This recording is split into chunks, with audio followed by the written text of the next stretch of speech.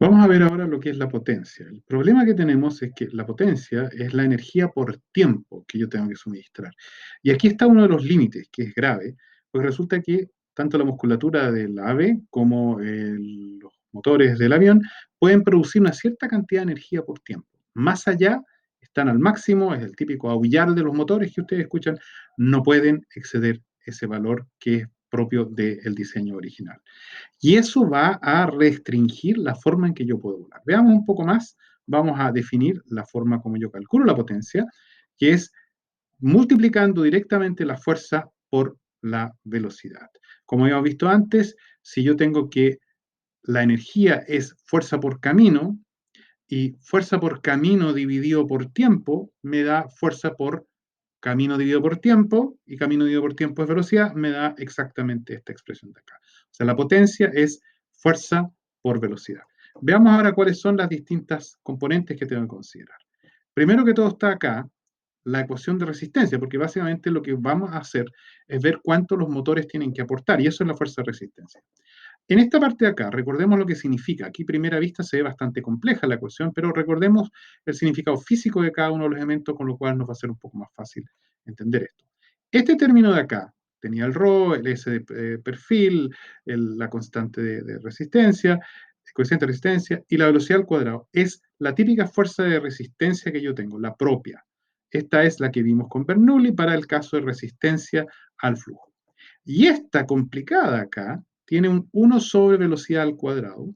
Esta es la que viene de la fuerza de sustentación con el tema de que es una pequeña componente, con el ángulo alfa, que es el ángulo de ataque, y todo el problema que tiene que ver con el coeficiente de sustentación, que al reemplazar da esta cosa que uno apenas puede interpretar, que es una serie de números, pero que rescatamos que el 1 sobre v al cuadrado. Ahora, en el minuto que yo lo multiplico por la velocidad para obtener la potencia, obtengo esta expresión de acá, que sigue siendo bastante compleja y la vamos a modificar un poco para poder trabajar con ella. Aquí tengo nuevamente el primer término que venía de la resistencia, pero que ahora aparece por la multiplicación con la velocidad, con la velocidad al cubo. Y este otro término complicado acá, que estaba dividido por velocidad al cuadrado, perdió una velocidad al cuadrado y está dividido por 1 sobre la velocidad. Igual es una expresión bastante desagradable para poder funcionar. Ahora, hay un pequeño truco que uno puede aplicar, que es el siguiente. Yo puedo mirar esta ecuación y yo puedo reconocer de que aquí hay un tipo de potencia de referencia que da esta expresión horrenda que tenemos acá. Pero no importa, este es un número. Acá, si yo tengo un ave, voy a tener una superficie del ala, voy a tener una superficie de perfil, voy a tener un coeficiente de resistencia, voy a tener la densidad del aire, voy a tener la masa del ave, voy a tener G, voy a tener la inclinación en el diagrama del coeficiente de sustentación y voy a tener una raíz de 2 puros números. Este es un número, es una potencia de referencia, digamos 2 watts, para decir un ejemplo. Y acá tengo lo mismo con la velocidad. Yo puedo introducir una velocidad que depende de la masa del ave o del avión, de G, de la constante de la gráfica, de la densidad, de la resistencia, de las superficies. Y nuevamente un número, supongamos 2 metros por segundo. Un número acá, un número por acá. Lo que yo ahora puedo hacer es reescribir esta ecuación compleja en esta forma simplificada. Veamos lo que estamos teniendo acá. Primer punto, ya no tengo aquí la potencia, tengo la potencia dividido por la potencia de referencia. Esto es un número, ya no tiene unidades. Me dice 2 veces la potencia de referencia. Si yo había llegado a la potencia de referencia 2 watts y yo tengo en este minuto 4 watts, lo que voy a tener es 4 watts dividido por 2, da 2. O sea, este factor sería 2 veces la potencia de referencia.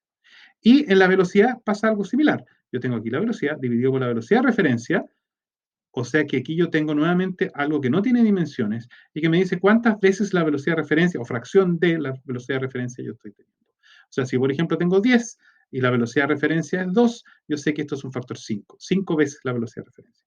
Y este factor está elevado a un cubo, que era el famoso cubo que yo tengo de acá. Y este otro está a la inversa. El 1 sobre b que tengo acá queda como b0 partido por b, o sea, la referencia dividido por b. Esta expresión es bastante más fácil de diagramar. O sea, aquí yo podría tener que este es mi y, este es mi x al cubo y este es 1 sobre x. De esa forma, esta es una ecuación que yo puedo dibujar directamente. Así que introducimos lo que es la potencia de referencia, introducimos lo que es la velocidad de referencia, y ahora podemos con eso graficar en forma simple la potencia respecto a la potencia de referencia, con respecto a la velocidad, con respecto a la velocidad de referencia. Nuevamente, enredado, vamos a ver qué es lo que significan cada una de estas curvas. Primer punto, vamos por parte acá. Tenemos verde, lift. Lift es sustentación. O sea que la curva verde, veamos, aquí va la curva verde, y aquí está con la curva roja en conjunto, viene de alta potencia sobre potencia de referencia, bajando dramáticamente y al final va a tender a cero para altas velocidades.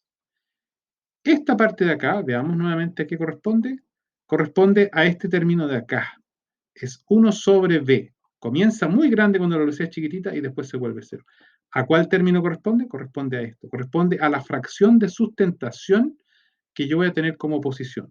O sea, yo tengo acá una alta oposición, por eso esta curva verde es grande en esta parte de acá, por efecto de que me cuesta mantenerme en el aire, tengo que ladear mucho mis alas y con eso voy a tener una gran resistencia. Lo pueden hacer con el auto, ustedes sacan la mano, la mantienen plana, se encuentran en un tema de por acá abajo a una velocidad dada.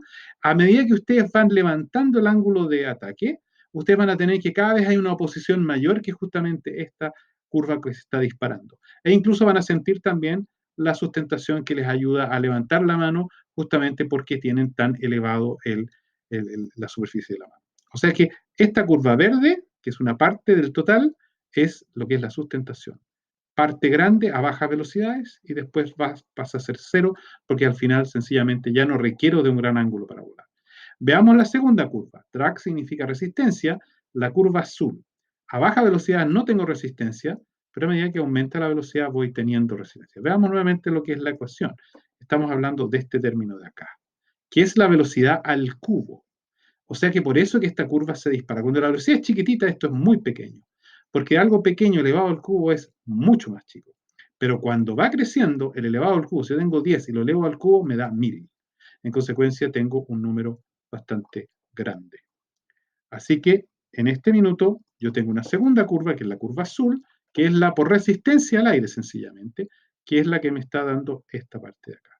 Ahora, el total es la suma de los dos, porque la ecuación me dice usted tiene que tomar la curva verde más la curva azul, le va a dar la curva roja, que es el total de las dos, la suma, que es esta curva roja de acá.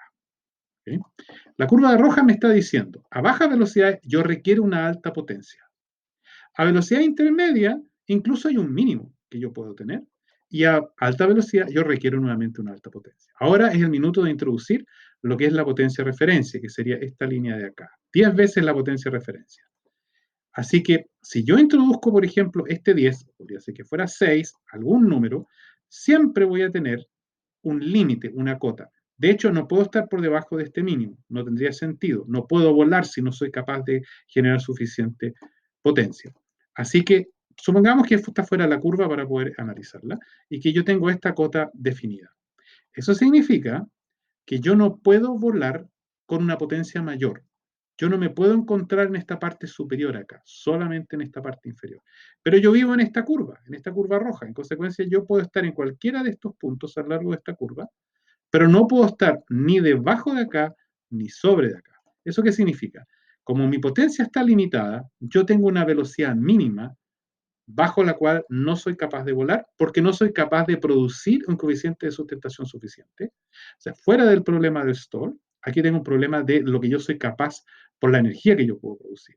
Y eso significa de que para despegar o para aterrizar yo tengo velocidades mínimas. Un avión tiene que irse al final de la pista, tiene que tomar vuelo, no porque le guste pasear, sino porque requiere de llegar a esa velocidad mínima para poder. Y pone los motores al máximo y ustedes escuchan cómo aullan, está con la máxima potencia y va a llegar en algún minuto de la velocidad cero a la velocidad mínima para poder volar y en ese minuto el piloto gira el avión y despega. Un ave, exactamente lo mismo. Tiene que correr los primeros metros. Si está en el suelo, no le queda otra. Vean las palomas en la plaza la próxima vez, ahuyéntenlas un poco y van a ver cómo salen primero corriendo y con harto esfuerzo después elevan vuelo. Lo mismo al aterrizar. El avión no puede llegar y posarse y detenerse. Requiere de una cierta velocidad mínima para poder posarse. Lo mismo un ave. Un ave no puede llegar y detenerse. Tiene que posar en el suelo y el resto lo tiene que correr para frenar sencillamente corriendo. Y el avión tiene que invertir los motores, usar los frenos, usar los spoilers, los alerones para poder detener al final en la carretera el correr que hace por la pista. En consecuencia, yo requiero de esa velocidad mínima. Esto me limita en consecuencias como yo despego, como yo aterrizo. Veamos lo que está pasando en esta parte de acá, este mínimo. Significa que yo puedo tener un diseño en que tiene una potencia mínima. Esto es ideal para una ave de migración, es ideal para una línea aérea que quiere volar a bajo costo. En consecuencia, los aviones no vuelan a 900 kilómetros, 900 tantos kilómetros por hora que pueden volar, vuelan a 800, que es la velocidad con la cual ahorran combustible.